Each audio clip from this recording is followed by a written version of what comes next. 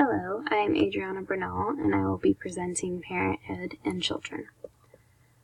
So, the first thing I want to go over is factors on deciding whether or not someone would like to be a parent. I think there are several factors that impact that decision. The main one would be the rewards and costs of parenthood. So, the first question you should ask yourself is, will you be happy? Are you a happy individual before the baby? Will you be happy after the baby? I think children can definitely have a way of making you happier, but at the end of the day, if you're a miserable person, you will not be more happy with a child in your life. A lot of people think a child can solve marital problems. While a child will stabilize marriage, they won't fix it. They won't make your marriage any happier. How is a child-free life? So, a lot of the statistics say that people who are married who decide to live child-free lives are much happier in their marriages, have a better sex life, all things like that. They just seem to be much more satisfied in life. But, there are some drawbacks, as they can't contribute to a new member to society, and they'll never experience parenthood, which I think is a huge experience to miss out on. So, you have to ask yourself that question. Married or single with kids. I think this is a huge factor to consider. If you're not in a relationship but you want kids, are you ready to have a child by yourself? It's a lot of work to do with two people, let alone one. So that's a big question. If you're married, do you want to have kids? Do you want to have that responsibility? Do you want to give up other things in your life in order to have a child? I think that's a huge question and factor that you should ask yourself before deciding on parenthood. The next thing I wanted to touch on was a lot of people don't even get the opportunity to decide if they want to be a parent or not. It's just accidental pregnancy, and it happens all the time. And I was reading this chart, and it happens a lot in the lower income women. And I think a big factor of this has to do with birth control and how expensive everything is. So they end up having more unintended pregnancies. And it just completely skyrockets from 2001 to 2008. But it seems to have gotten better after that for all women. Okay, so the next thing I want to talk about are parenthood trends. So how are the modern trends of childbearing and the decision to have a child? So these trends include non-marital birth, which I belong in that category. Although I plan to marry the father of my son, this does not happen often.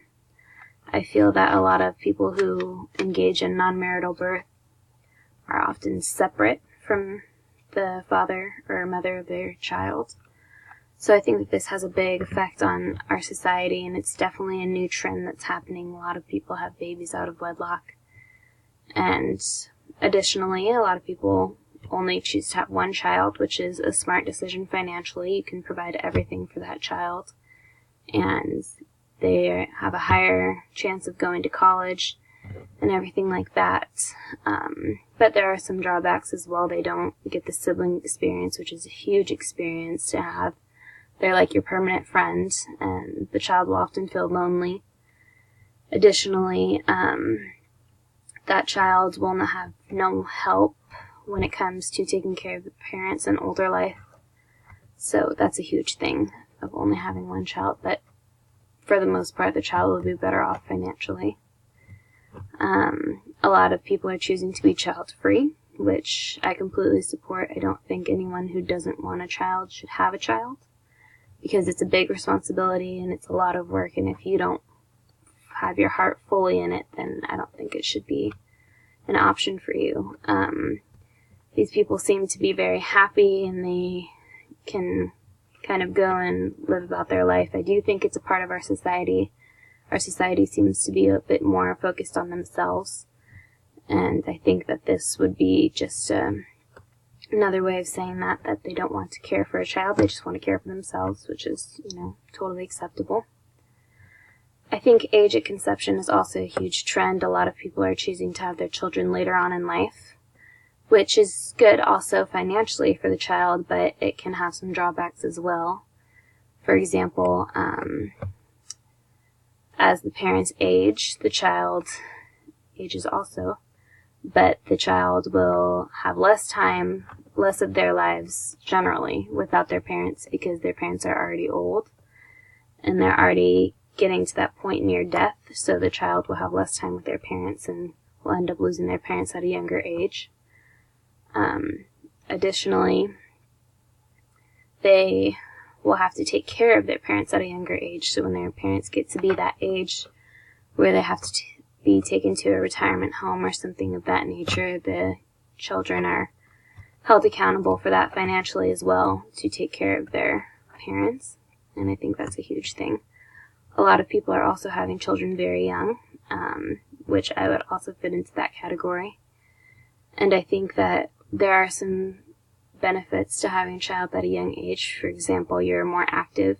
You can keep up with your child. You can provide them with more activities, which is a very important lifestyle.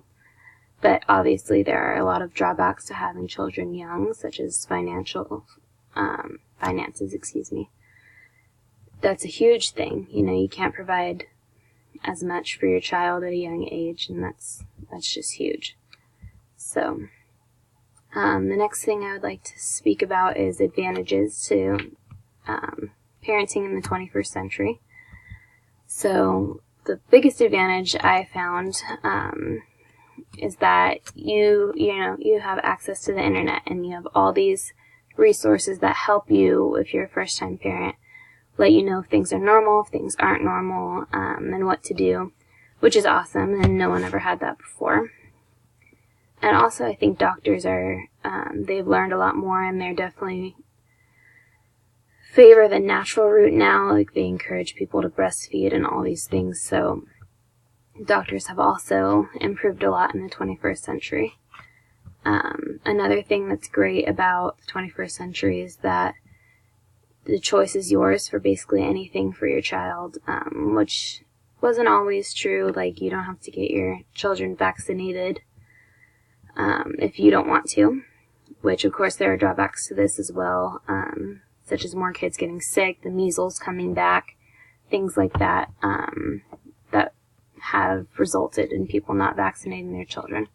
But nevertheless, the choice is the parents to make if they feel that that is what's best for their child, and that's what's really cool about our time now. And also, children who are now growing up in this society often have broken homes, and they build more resilience for their adult life living in this society. Okay.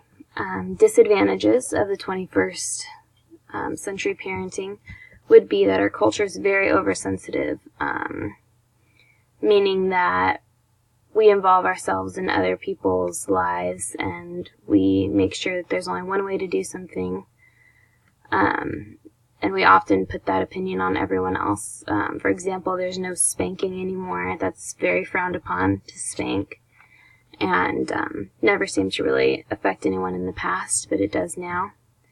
And we are often very concerned about how the child feels. The child doesn't have to hug anyone they don't want to hug. They don't have to say yes to people. Things like that I think have definitely had a negative impact on our culture. And children just don't listen to their parents anymore. There's no discipline. And I think that results from an oversensitive culture. Also, the child will suffer from different family dynamics. Children need balance. They need a mother and a father figure, and a lot of them don't have that, and they're growing up, and it's just not the way it's supposed to be, and these children are lashing out, and they become resentful of their parents and of the situation. It's just not good. Another thing that's very poisonous to the children is multiple fathers and mothers moving in and out of their lives, in and out of their homes, and their brother has a different father and their sister has a different mother, and all these things are just very toxic to the child and growing up, and it's just it's very sad.